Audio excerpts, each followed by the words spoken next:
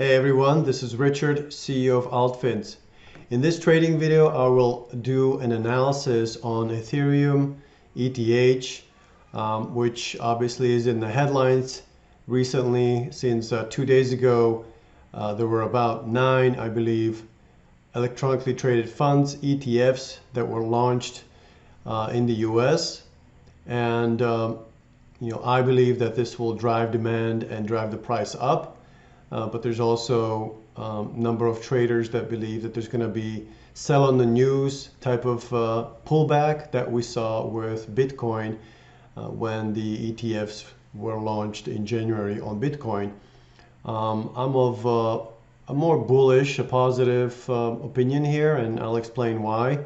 Also, longer term analysts from Bitwise, which is one of the ETFs service providers, they according to their calculations, ETH or Ethereum token price could actually go up and hit new all-time highs and maybe even hit as much as $7,000 by end of the year or the next 12 months. So let's go ahead and take a look. First of all, as you can see here on the screener, market is taking a breather today, pulling back a bit. Remember, we've had a pretty decent bounce from some very oversold levels about 2 weeks ago, and a lot of the altcoins and Bitcoin have participated in that bounce. And so what we're seeing here is some profit taking from that. Now, some of the run-up may have been driven by the anticipated launch of Ethereum ETFs, but I think that a lot of that sort of rumor or initial news was really digested already a couple of months ago, frankly. Let's take a look at Ethereum's price. And by the way, on a day like today, and when we have these up and down swings, even in an uptrend, it's good to have some short sell ideas to hedge your risk. So if you do like to short sell and try to hedge your portfolio, where you may have some longs, but you want to hedge your portfolio risk with some short sells, you can find some short selling ideas under the technical analysis section, where we keep technical analyses and trade setups for about 65 some of the major altcoins. So if you just go and look for bearish outlooks, you'll see a number of these here. And then of course in the AI driven chart pattern detection system that we have, you can also find some nice short selling ideas if you go under the direction of sell, right? And there's a bunch of these here. I just saw today some really interesting ones under the head and shoulders,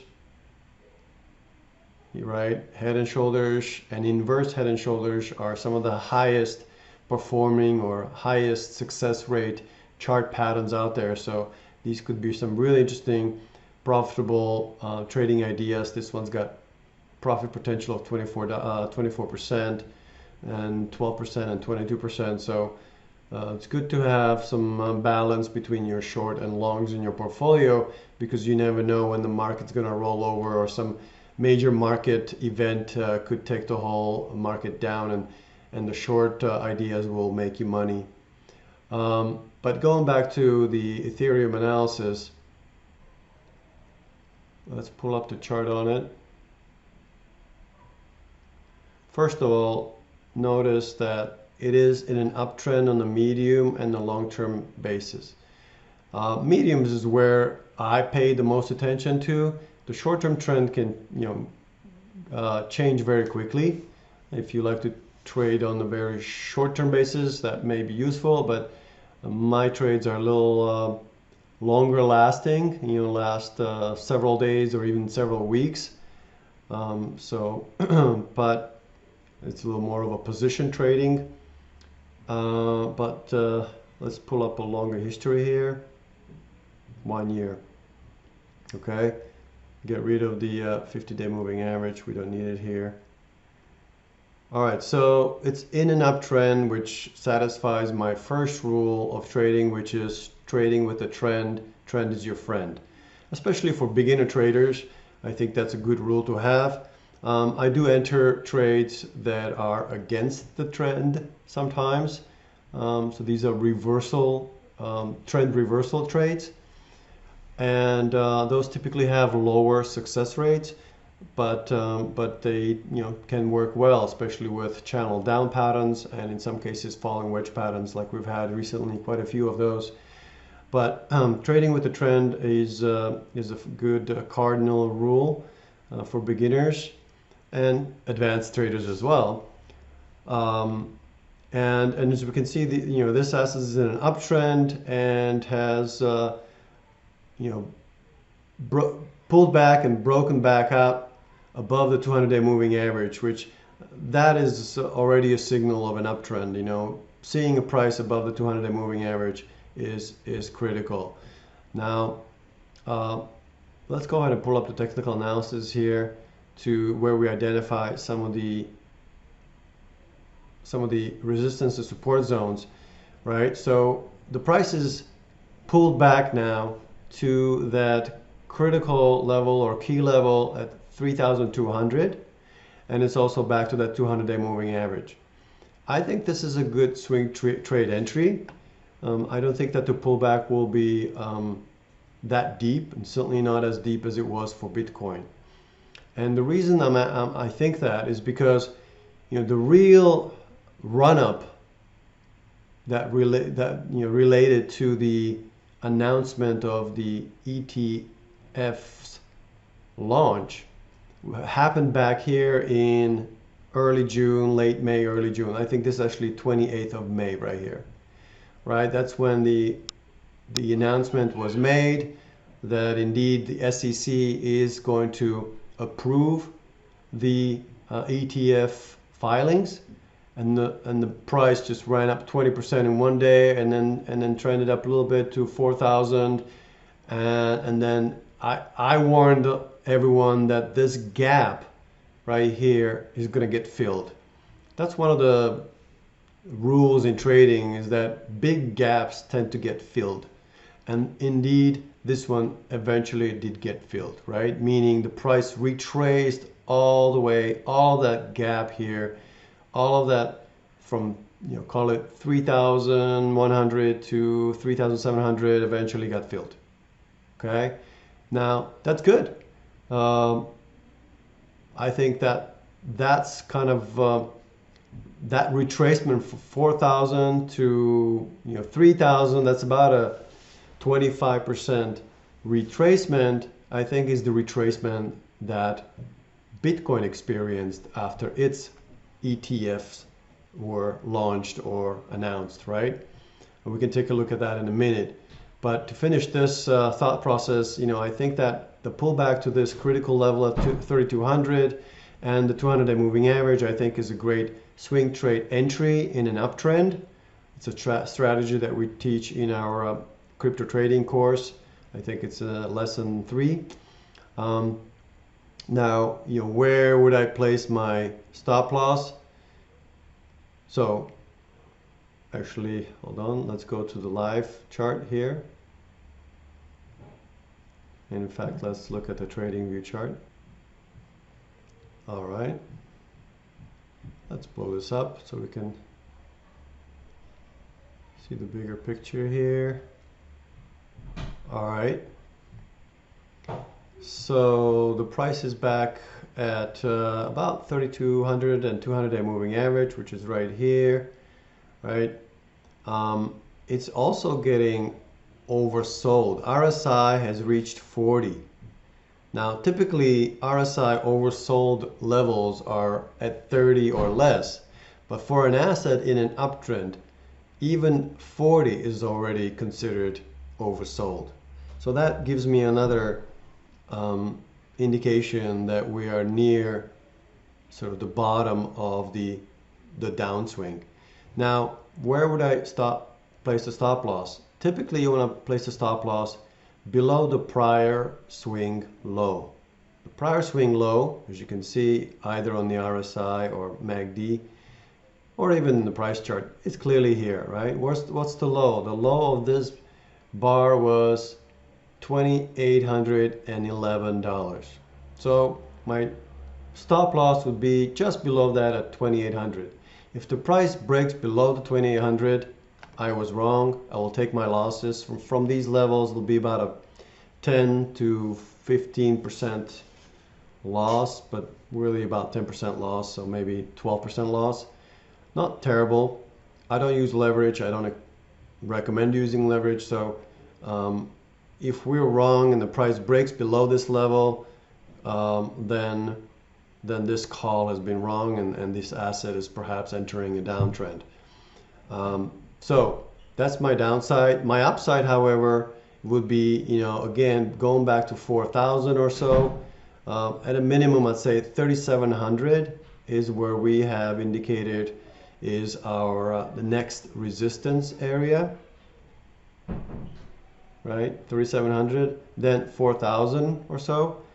And what is the all-time high?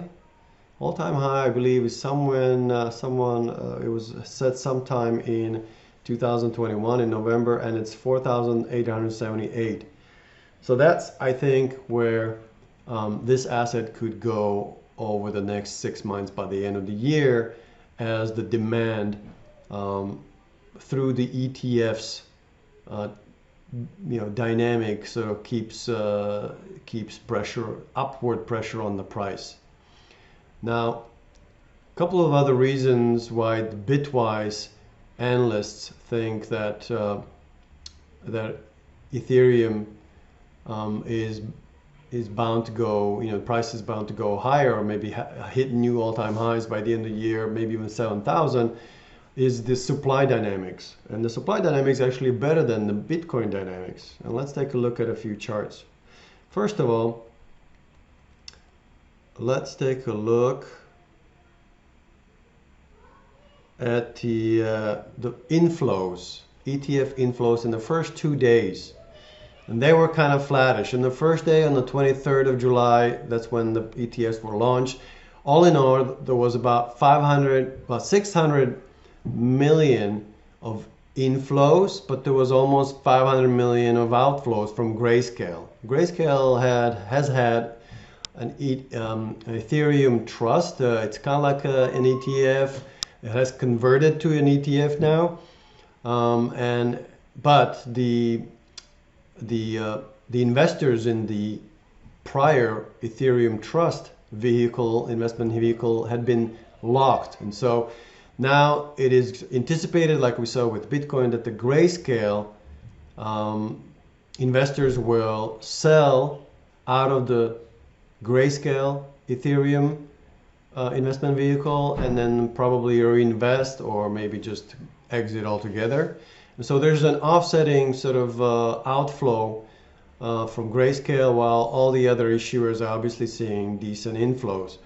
The next day, 24th of July, which was yesterday, the net was actually negative, while the first day the net was positive. So net, kind of flattish so far. Not entirely surprising. Now the issue here, as you can see, Grayscale's fees are at 2.5%, while all the others are 10 times cheaper. So, not surprisingly, a lot of the Grayscale investors are rotating out of Grayscale into some of the others, or just outright selling and exiting their position. Now, in terms of the supply, I think what's interesting is this graph right here from Coinmetrics, and in this graph you see that since the merge, which is when Ethereum had converted from proof of work to proof of stake, and therefore new Ethereum tokens are not mined like they are with Bitcoin. Bitcoin has a supply inflation of 1.7% or so per year. Not terrible, but there is an inflation. in Ethereum, since the merge, it's actually been deflationary. As you can see, it's less than zero. It's minus, you know, it's not a lot, but minus 0.25% or so has been actually the supply of Ethereum out there has been declining because the fees that are generated, a lot of that is being used to burn tokens. Now, the other point with Ethereum, which is better than with Bitcoin, is that about 28% of Ethereum is staked, you know, and locked. And so the real supply is actually less by, you know, another 28% that's staked, and that staking percentage is growing. And so, you know, there is, you know, these dynamics that also help the demand supply you know, imbalance, if you will, that I think will also push the price higher. So it looks to me, you know, from a technical and fundamental view, very positive that in the next 6 to 12 months, Ethereum has a real shot at making new all-time highs. Like I said, the last all-time high was about $4,900. So we're looking at about you know, 60% potential upside. At least, or maybe more. All right, everyone, I hope this has been helpful. Again, if you have any questions, please email us at invest@altfins.com. And keep in mind that this video was made for informational purposes only, not meant to be financial advice, and please do your own research. Good luck trading.